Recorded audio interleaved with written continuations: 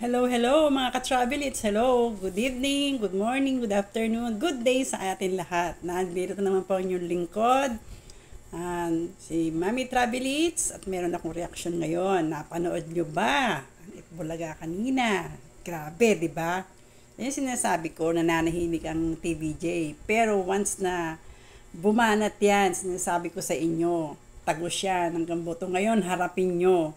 Nasaan ang mga sinungaling dyan? Sige nga. O ito, panoorin natin uli at nakakapanggigil. Pero ako'y natutuwa dahil talagang sumagot na sila. Panoorin natin. Pag uminit ang ulo ko, baka gawin nating 10,000 yan later on. Bakit? Bakit? Bakit? Aba, may mga sinungaling na nagkakalat na nalulugi daw tayo. Tayo nalulugi? At magsasara na daw tayo. Ano? Aba, Magsasara after 45 years? sabi ng mga sinungaling. Para mapatunayan, ano? Tayo. Naiinggit lang yung mga yan Ay, dahil hindi sila kasama sa top 5 longest running TV show in the world.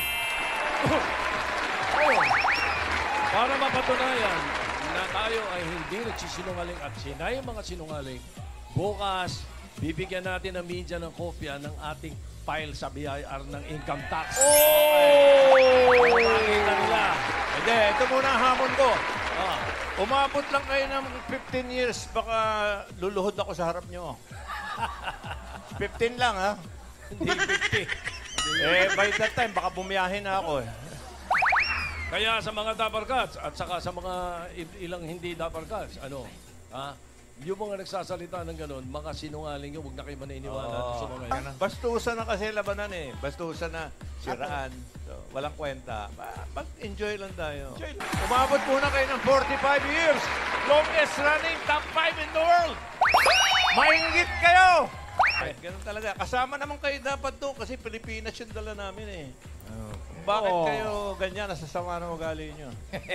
Di ba? Tanggapin niyo naman yung totoo, tsaka kung ano yung talagang katotohanan. Hindi yung gagawa kayong kasinungalingan para lang magkaroon kayo ng content, para lang meron kayong maging bahagi dun sa inyong FB page, sa YouTube.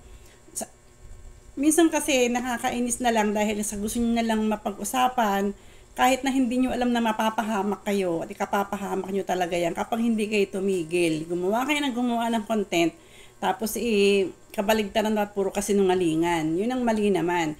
Kaya hindi nakakapagtaka na isang araw kayo ay pagdala na lang ng subpoena at mademanda kayo. At yan ay maraming contact. Kayo mga gumagawa, nasan kayo? Hindi mukha nyo nga, hindi nga makita kung ano itsura nyo. Pero, totoong account nyo yan. Diba? Kung talagang account nyo yan, hindi kayo tatantanan pagka kayo ay hindi tumigil.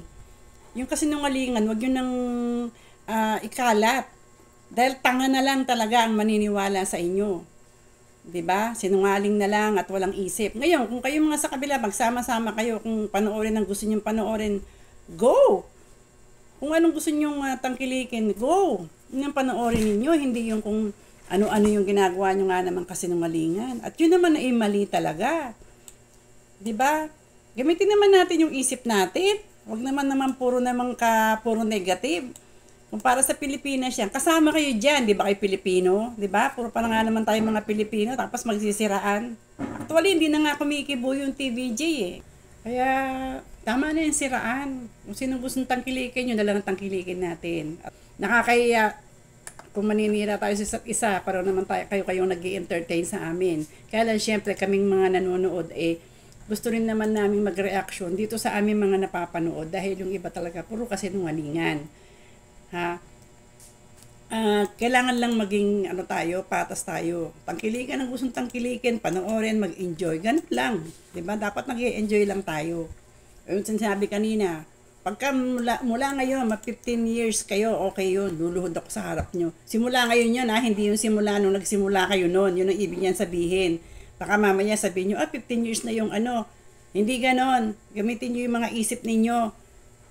Minsan kasi puro na lang, sarado kasi utak nyo eh. Hanggang doon na lang muna aking reaction at bye-bye po sa inyong lahat. Bye!